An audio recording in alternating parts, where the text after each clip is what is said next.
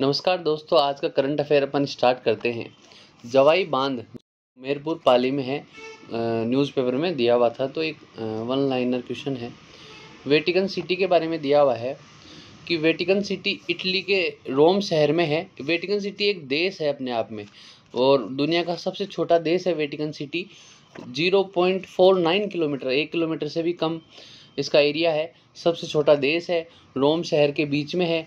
यहाँ जनसंख्या मात्र 800 है। यहाँ एक्चुअल में क्या है, जो कैथोलिक चर्च है उसका हेडक्वार्टर है और जो पॉप है ना ईसाई धर्म के, वो यहीं निवास करते हैं। तो वेटिकन सिटी का निर्माण 1929 में लेटरन संधि के तहत वेटिकन सिटी का निर्माण हुआ था। दूसरी बात करते हैं अंटार्कटिका की। अंटार्कटिका आपने को पता है, ऊपर आर्कटिक है ग्लोब पर, नीचे अपन देखते हैं तो अंटार्कटिका है। अंटार्कटिका क्या है, वहाँ -50 डिग्री टेम्परेचर रहता है। तो ये विश्व का सबसे बड़ा मरुस्थल है या रेगिस्तान है, सबसे बड़ा रेगिस्तान है। तो इसमें मिट्टी के टीले नहीं है, जबकि बर्फ़ जमी हुई है। उसके कारण यहाँ न तो जीव जंतु है, न वनस्पति है, और मानव विहीन द्वीप ये है। अब एक सुरंग की बात करते हैं। इसका नाम है काला बेका सुरंग। ये सोवियत संघ में है। मानव निर्मित सबसे बड़ी सुरंग है, सबसे गहरी सुरंग है। लगभग 12 किलोमीटर गहरी ये सुरंग है, जो सोवियत संघ में स्थित है, जो आज का रसिया है। इसके अंदर क्या है कि इसको खोदने के बाद जो पृथ्वी के अंदर के बहुत सारे रहस्य सामने आए थे। अब अपन बात करते हैं स्टैच्यू ऑफ यूनिटी की। स्टैच्यू ऑफ यूनिटी गुजरात का एक ज़िला है, नर्मदा ज़िला। वहाँ पर केवड़िया नामक जगह पर स्टैच्यू ऑफ यूनिटी है। केवड़िया को आज एकता नगर भी बोलते हैं। एकता नगर बोलते हैं। वहाँ एकता मॉल भी है। एकता मॉल में सभी ज़िलों की संस्कृति को दिखाया गया है। फिर इसके बाद में अपन देखते हैं तो पता चलता है कि वहाँ पे सरदार पटेल की 182 मीटर की ऊंची प्रतिमा है। लोहे से बनी हुई सरदार पटेल की 182 मीटर की ऊंची प्रतिमा है।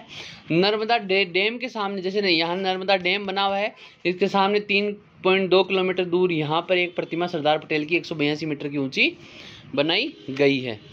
और इस द्वीप का नाम है साधु बेट द्वीप। इसके मूर्तिकार हैं रामजी वनजी सुतार। तो ये था अपने स्टैच्यू ऑफ यूनिटी के बारे में। फिर बात करते हैं विजय स्तंभ। आजकल चर्चा में इसलिए है क्योंकि विजय स्तंभ में क्या हो रहा है कि दरारें आ चुकी है। विजय स्तंभ चित्तौड़गढ़ में है। 1440 ईस्वी में मालवा के सुल्तान पर जब राणा कुंभा ने विजय प्राप्त करी, उस विजय की स्मृति में विजय स्तंभ बनाया गया। 1442 में विजय स्तंभ बनना शुरू हुआ और 1448 में ये पूरा हुआ। तो मतलब 15वीं शताब्दी में विजय स्तंभ का निर्माण हुआ। 90 लाख रुपए उस समय के खर्च हुए थे। ये भगवान विष्णु को समर्पित इसका ऊपरी तल है। वहाँ जाने हेतु इसके अंदर ही सोपान बनी हुई है, मतलब सीढ़ियाँ बनी हुई है। 9 मंजिला है। 122.9 इंच ऊंचा, 122 फीट और 9 इंच ऊंचाई इसकी ऊंचाई है।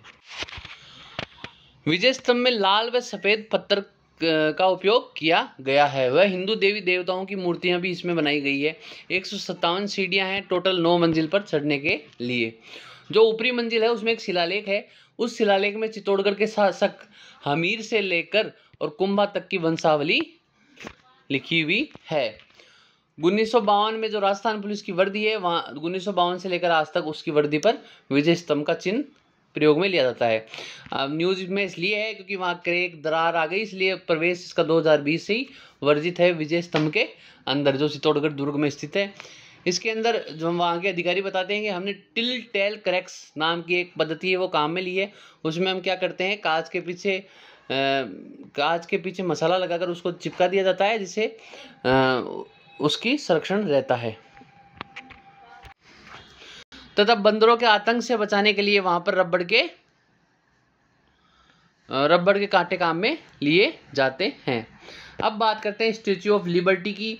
ये न्यूयॉर्क अमेरिका में स्थित है और 1886 में बना था। अमेरिका और फ्रांस की दोस्ती का प्रतीक स्टैच्यू ऑफ लिबर्टी है। कागदी नदी पर कागदी पिकअप बांध बना हुआ है, ये बांसवाड़ा में है। तो इसके बारे में चर्चा आज के न्यूज़पेपर में थी। फिर बात करते हैं अंतर्राष्ट्रीय डिसलोकिया जागरूकता दिवस। इसके अंदर क्या किया, जो भी स्मारक हैं उनको रेड कर दिया, इसलिए गो रेड अभियान इसमें चलाया गया। इसमें क्या होता है, जो इससे पीड़ित होते हैं उनके सीखने की क्षमताएं कम हो जाती है, सीखने में अक्षमता रहती है, शब्दों को समझने पढ़ने लिखने में परेशानी उनको होती है, ये है डिसलोकिया। फिर झाड़साई कलदार की बात करते हैं। ये सिक्के हैं चांदी के, जो जयपुर की रियासत में चलते थे। जयपुर की रियासत वाले अपने आप को भगवान राम के वंशज मानते हैं। भगवान राम ने भी अपने समय में, वाल्मीकि के अनुसार भगवान राम ने भी अपने समय में झाड़साई वृक्ष का उपयोग सिक्कों पर अंकित चिन्ह के रूप में किया था, इसलिए जयपुर की जो रियासत है वो भी झाड़साई सिक्के चलाती थी। महाराष्ट्र का एक नृत्य है कोली नृत्य, ये मछुआरा संस्कृति से संबंधित है। गुजरात का नृत्य है सिद्धि मोगा नृत्य और पंजाब का है जिंदवा नृत्य। वन लाइनर क्वेश्चन है। फिर खलखानी माता गधर्व मेला, ये जयपुर में बढ़ता है, गधों का मेला है। इसके अंदर शारदीय नवरात्रा में ये बढ़ता है। शारदीय नवरात्रा इसलिए बोलते हैं क्योंकि शरद मास में आता है, शरद ऋतु में आता है। तो इसमें पहले क्या होते थे, मेले में लगभग 25,000 से ऊपर गधे आते थे। आजकल वो संख्या सिमट कर मात्र 15 गधे बिकने के लिए आए। तो ये कमी क्यों हो गई, क्योंकि चीन में जो गधों की त्वचा का उपयोग महिलाओं के सौंदर्य प्रसाधन में, पुरुषों की यौन शक्ति वर्धक में और इम्यूनिटी की दवाइयों में उपयोग लिया जाता है, इसलिए इनकी तस्करी हो रही है, तो इसलिए इनकी कमी हो गई। राजस्थान समेत 6 राज्यों में इसकी तस्करी चल रही है। SCO संघाई कॉरपोरेशन ऑर्गेनाइजेशन, संघाई सहयोग संगठन, इसकी बैठक पाकिस्तान में हुई और विदेश मंत्री एस जयशंकर ने भाग लिया। पाक के PM शाहबाज शरीफ भी थे। 2017 में भारत SCO का सदस्य बना। SCO की स्थापना 2001 में हुई। इसमें चीन, रूस व सोवियत संघ का हिस्सा रहे। कजाकिस्तान, किर्गिस्तान, ताजिकिस्तान, उज्बेकिस्तान इसके संस्थापक सदस्य हैं। 2017 में भारत व पाक इसके सदस्य बने। 2023 में ईरान इसका सदस्य बना। ये था SCO। अब मिशन यूरोपा क्लिपर। पहली बात तो यूरोपा क्या है, यूरोपा क्या है, बृहस्पति ग्रह का चंद्रमा है, बृहस्पति ग्रह का उपग्रह है। इस पे क्या हो रहा है कि जो बर्फ के नीचे है वो पानी के अवशेष या जीवन की संभावना की तलाश में ये मिशन नासा के द्वारा भेजा जा रहा है और अंतरिक्ष यान यूरोपा के लिए रवाना हो गया। 6 साल बाद में वो वहाँ पहुँचेगा। तो ये था मिशन यूरोपा क्लिपर, याद रखना यूरोपा के बारे में। भारत रत्न डॉक्टर कलाम साहब का बर्थडे जन्म 15 अक्टूबर को आता है और 1931 को उनका जन्म हुआ और इनको मिसाइल मैन अपन बोलते हैं। इनका जन्म तमिलनाडु रामेश्वरम में इनका जन्म हुआ। 1997 में इनको भारत रत्न दिया गया कलाम साहब को।